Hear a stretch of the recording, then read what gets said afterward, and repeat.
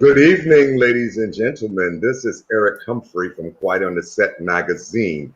And this evening we have a prestigious guest. I'm going to coin this young queen, the 21st. Are we still? I'm going to coin this young queen, the 21st century Sojourner Truth. And the reason being, I'm going to read her an excerpt from her bio. I'm not going to read so much of it, but I'm going to read just a little. She is groundbreaking, award-winning social justice leader and movement strategist.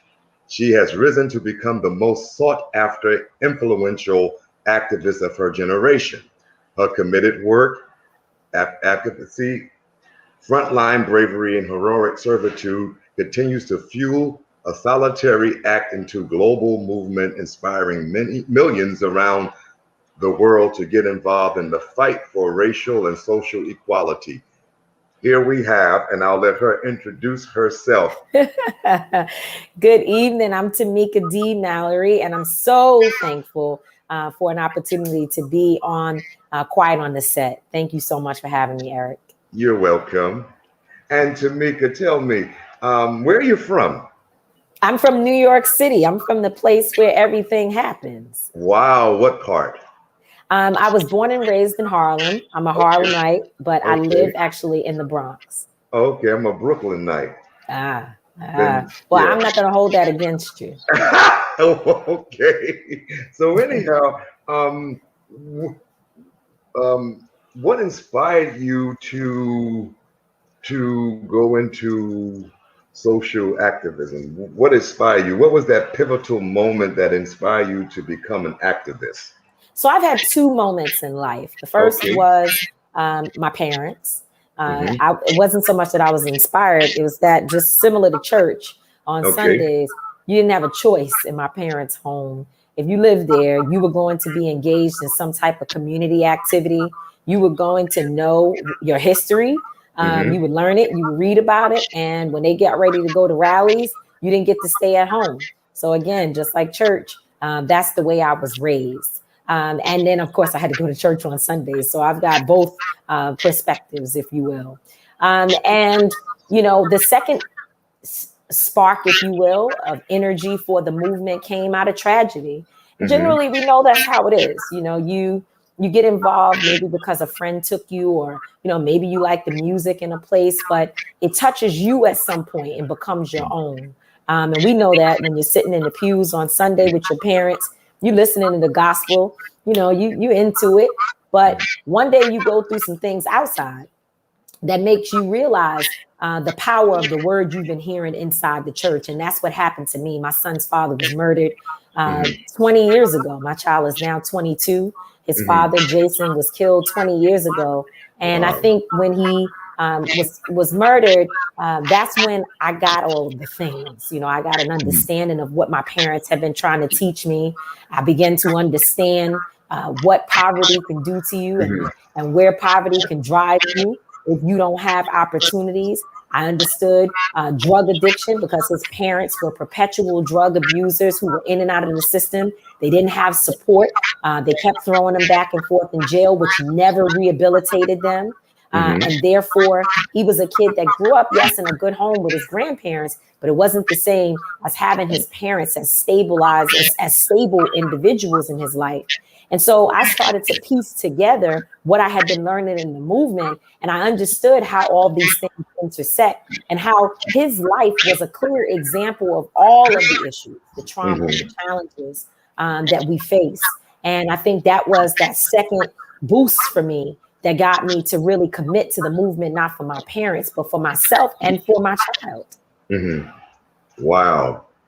So tell me your involvement. What role do you play in the good fight, the good trouble movement? The good trouble, make good trouble, excuse me, make good trouble rally that's coming up on Saturday, August 28th, just 2 days from now. All roads lead to Washington, D.C. There's a lot of stuff happening in D.C., but the rally that my organization, Until Freedom, Black Voters Matter, Latasha Brown and Cliff Albright, also Woke Vote, the Gathering for Justice, and NAACP DC, and Cora Masters Berry, who you all know so well.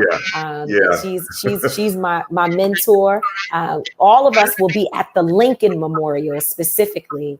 And my role is one of the lead organizers. And I'm not just organizing because, I know I have good skills in terms of putting together rallies, which I do because I've been doing it a long time. But I'm one of the lead organizers because we chose a group of individuals who haven't stopped working year in and year out on a number of issues. We're going to be joined by Breonna Taylor's mother. She will be with us. Tatiana Jefferson's sisters will be there. George Floyd's family will be with us. So the fight continues. The struggle continues. And we're going to Washington on Saturday. Not because we're just there to commemorate, and that's important. Obviously, we've coined the term "make good trouble" because Congressman John Lewis gave us that charge, and that's a commemorative aspect of it. But we know we're dealing with a struggle today. There's a fight that's in front of us, and so we're going to Washington to get energized to keep going on the journey for justice. Now, what are some of the demands that this rally is asking Congress to do? What are the demands?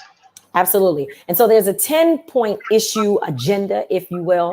I won't name all of them, but I will tell you that DC statehood was one of the most important on the list. That's a top priority for us. Because when we talk about voter suppression, which voting rights is obviously another really, really significant part of our agenda.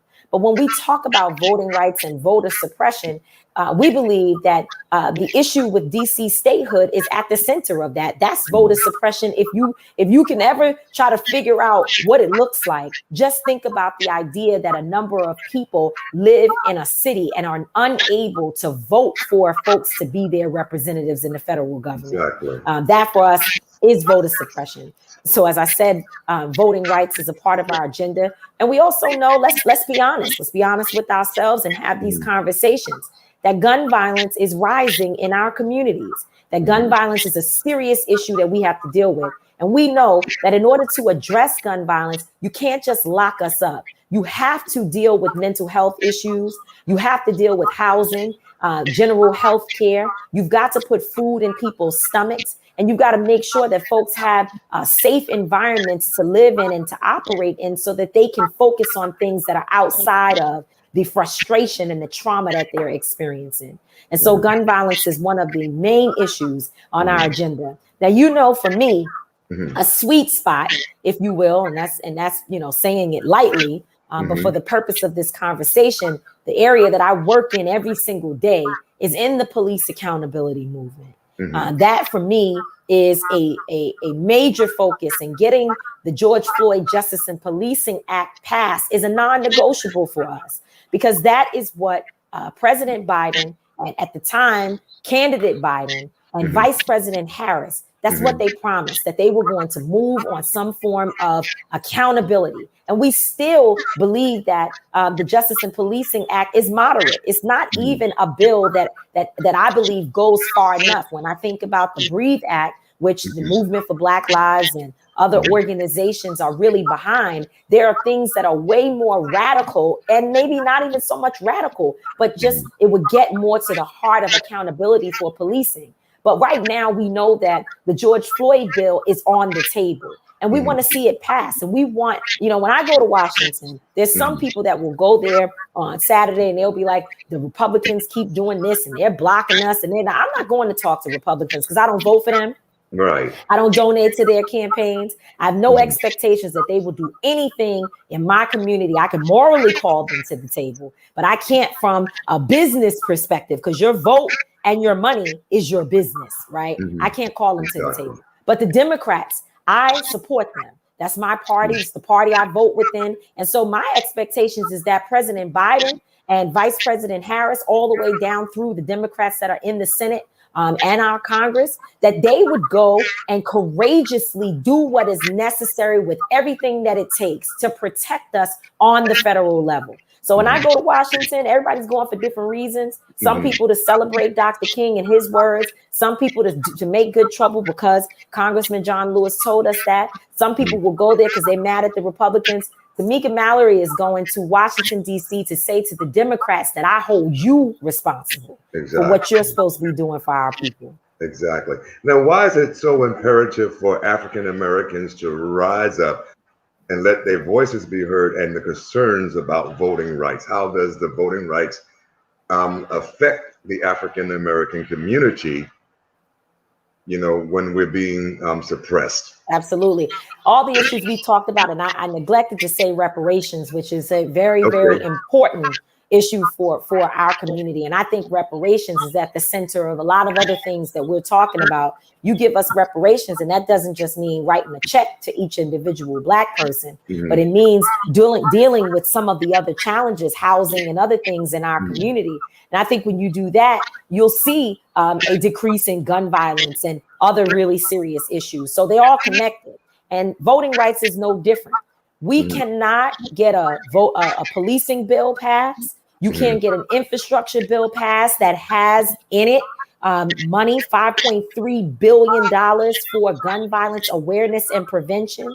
You can't get the John Lewis voting rights bill passed. You can't get anything passed if you are being suppressed and don't have the ability to send elected officials to Washington and to your state houses and your city houses, even your school boards, if you do not have your right to vote. When we think about suppression will impact you. Voter suppression will impact district attorney races. It will impact city council races. And guess what? Those who want to oppress us, they know that if we have and we understand our right to vote and the power of having that voter registration card in your hand, they know that if we ever really actualize that we would have the power to change this nation. And in fact, as my sister Latasha Brown says, they're not trying to take away our voting rights because we're losing. They're taking it away because we're winning, because we just went to Georgia and flipped the state from red to blue and put 2 Democrats in office that they said we would never be able to win those seats. And we almost lost to the Trump administration, but we were able to succeed because people turned out in the South, because young people came out and voted for the Democrats to put them in office. So we have every right to demand our voting rights and every other right that belongs to us, because if it were not for Black men, Black women, and our families and young people and people from marginalized communities, some of these folks would not even be in office. But here's what I will say to close this point. Some of them Democrats need to be put out of office. And in order to do that, you've got to have your right to vote in place and in order and protected, so that we can make sure that we get more Cori Bushes and more Jamal Bowmans and Ilhan Omars and, you know, and Alexandria Ocasias and people like that from the squad that are going to get in office, Ayanna Pressley, get in there and really stand up to the machine that includes some of the people who look like us, but they're not doing work on our behalf.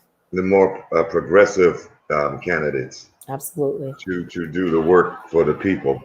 How does, and I'm going back to voting because this is very, very touching to the Black community. They don't understand the power of their votes. Right. What can a everyday normal person do to assist you guys in that's holding these big rallies? I mean, what can they do in their everyday lives to educate themselves or do something? I'm not sure. Well, first of all, you can make your way to the Lincoln Memorial tomorrow at 10 a.m.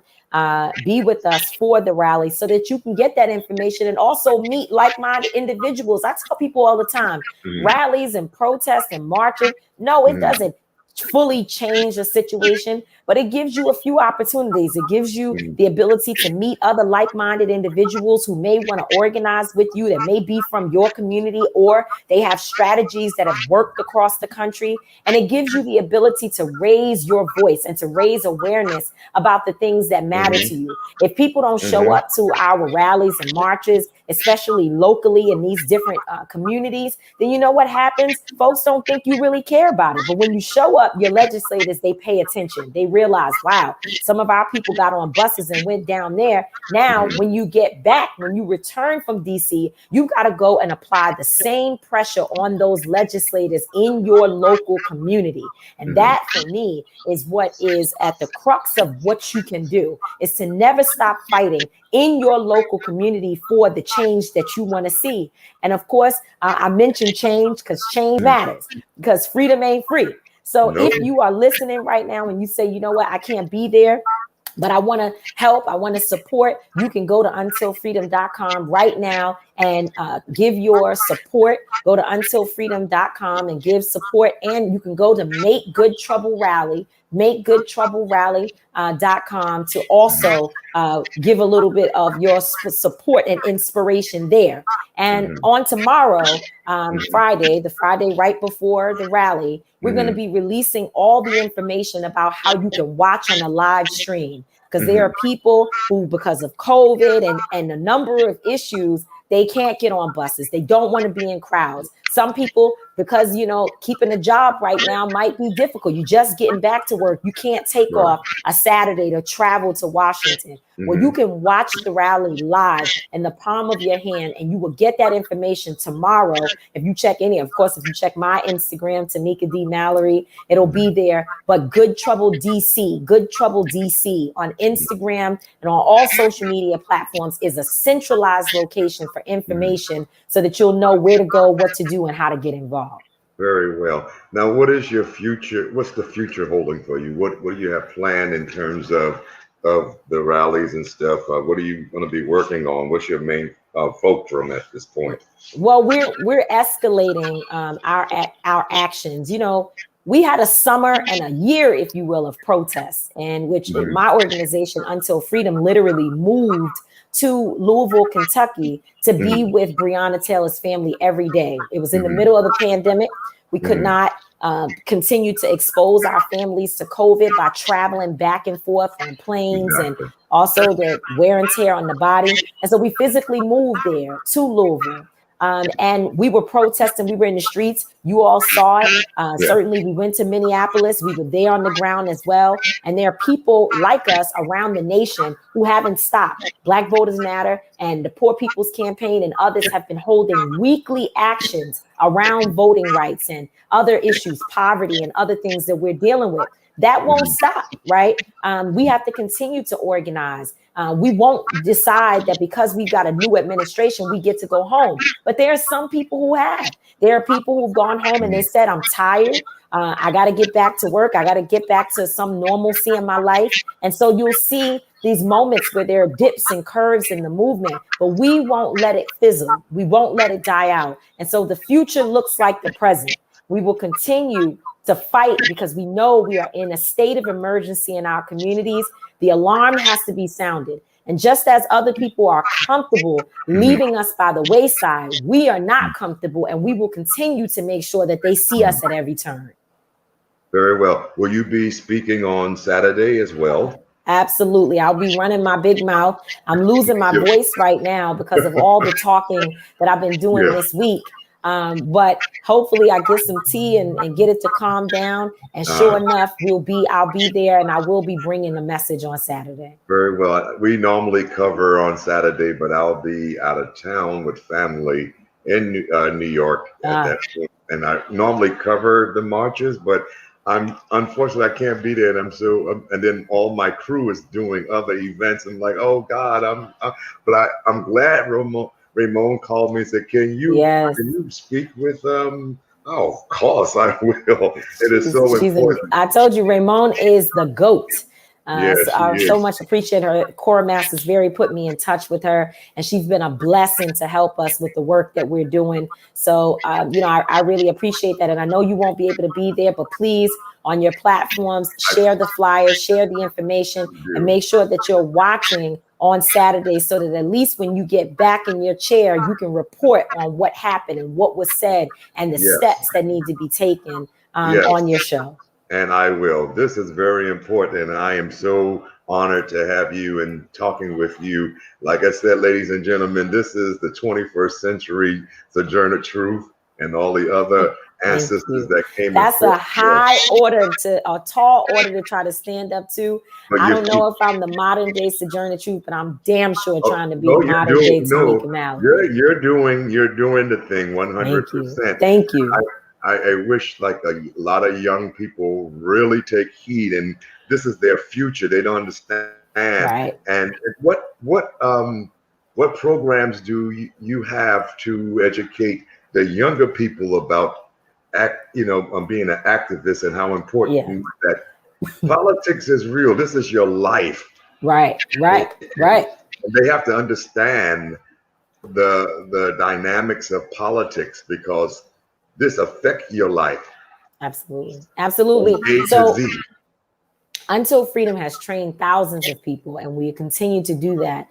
Folks can email organizing@untilfreedom.com. That's organizing@untilfreedom.com to get more information about training programs that we have for young people specifically.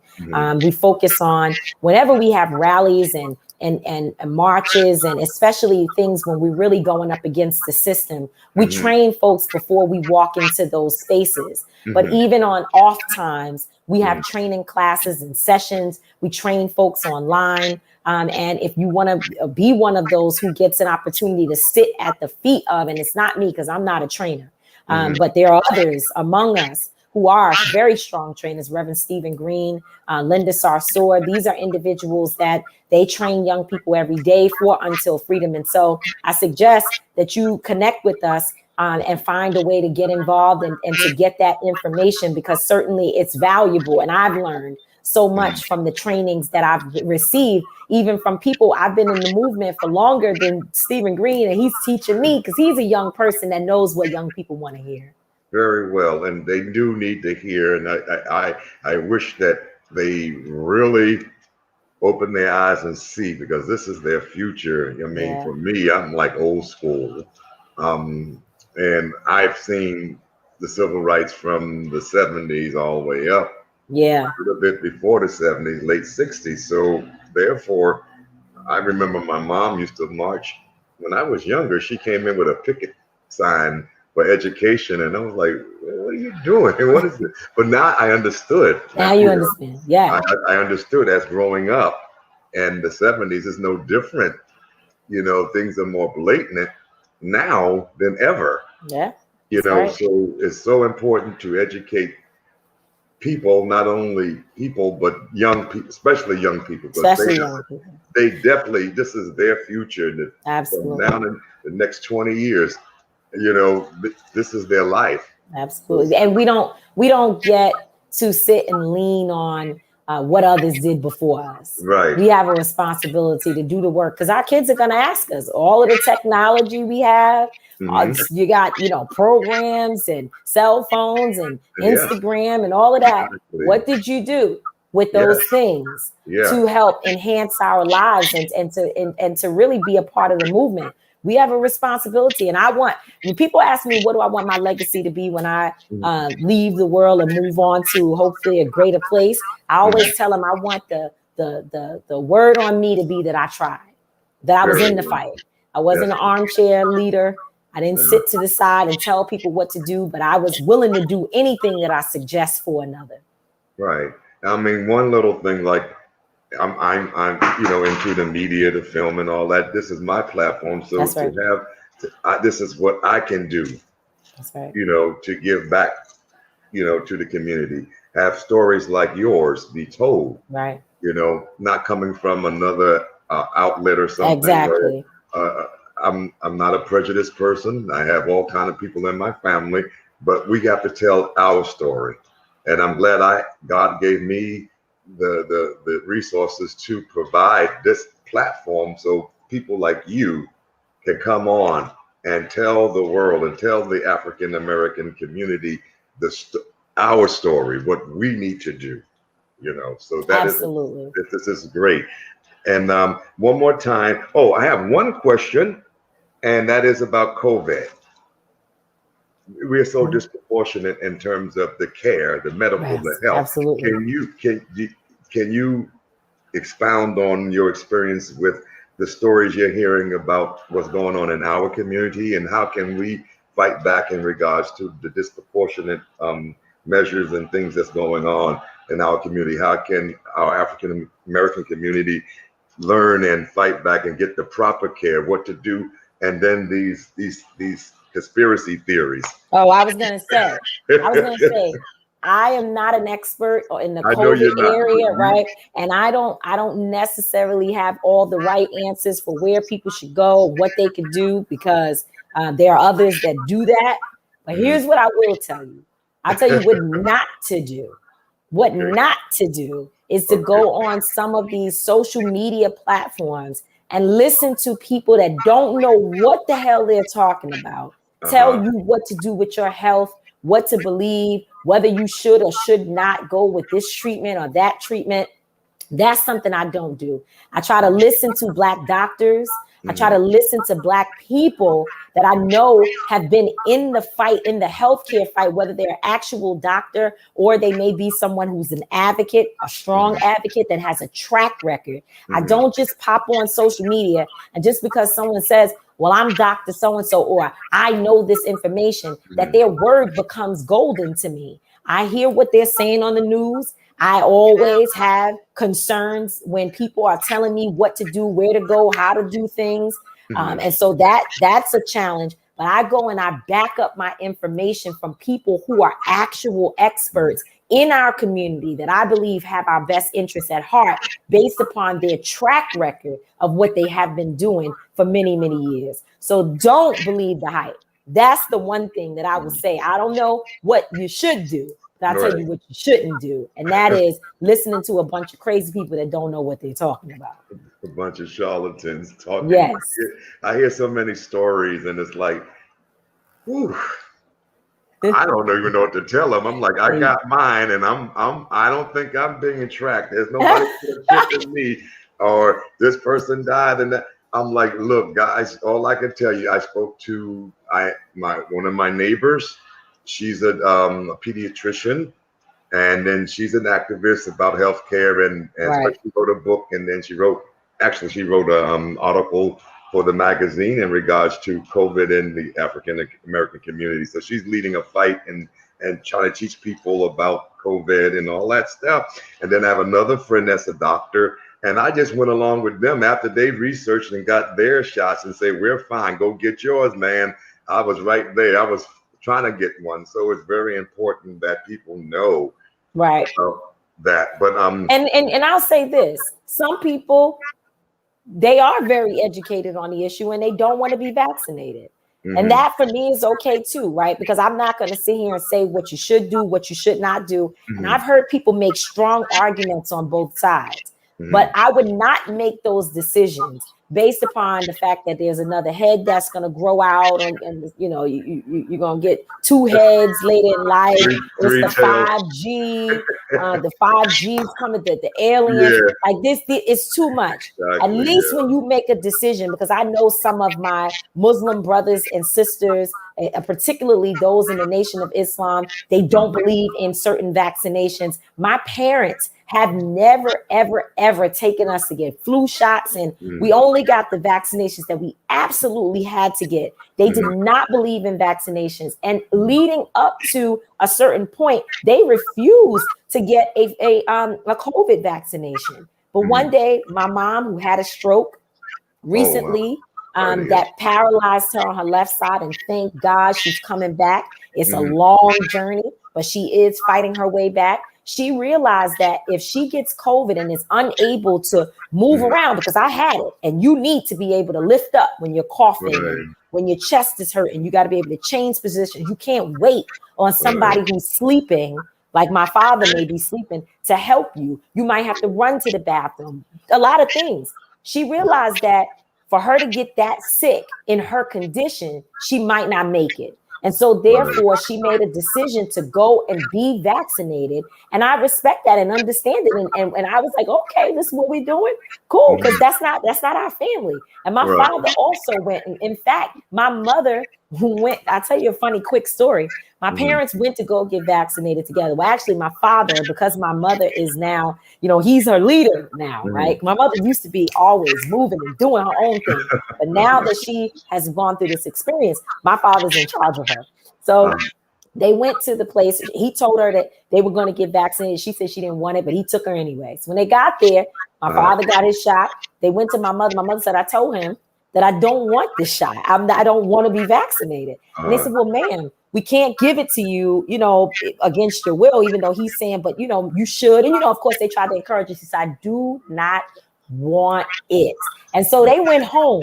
My father vaccinated and my mother without. But thankfully, a few weeks later, she made a decision on her own to say, okay, now I'm ready. And I think that's what we've got to let people do. We can't force folks to do anything. We've just got to let them come to an understanding of what's best for them in their own lives, What mattered the most to me, because I have 2 family members that passed last year during COVID. I'm sorry to hear that. Yeah, and it was heartbreaking. My sister and my god brother, which is I call my brother because we grew up together in the same house sometimes. But at that moment, I knew what I was going to do, and I just realized, what I had to do was no more than right to do it. Right. And once I got educated about it, and I said, okay, now I'm ready. Like you said, you have to let people wait, but don't wait too long. Don't wait too long.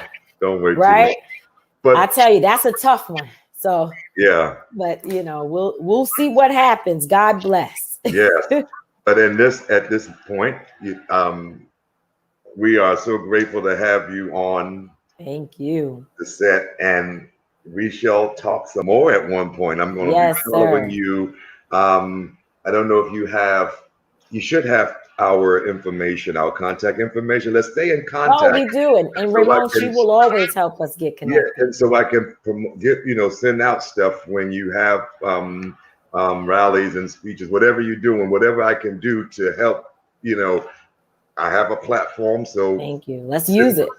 My email address, I think you may have it. I'm not sure if Ramon gave it to you. No, but I will get it from her, and she's so helpful in terms of connecting individuals. So I appreciate the platform today, and I hope folks will join us at the Lincoln Memorial. There's a lot of rallies and marches and other things happening in DC on Saturday. Ours is at the Lincoln Memorial. The Make Good Trouble Rally, 10 a.m. I may have to shoot up there real quick. Try your best. I will. So, any last words that you want to give to the audience? Go ahead and shoot. My last words are, thank you so much for having me. And you're so welcome. And I'm still gonna. You're doing what you need to do, what God put you here for, and I'm gonna still give you that. I'm gonna still give you that title. You are the 21st century Sojourner Truth.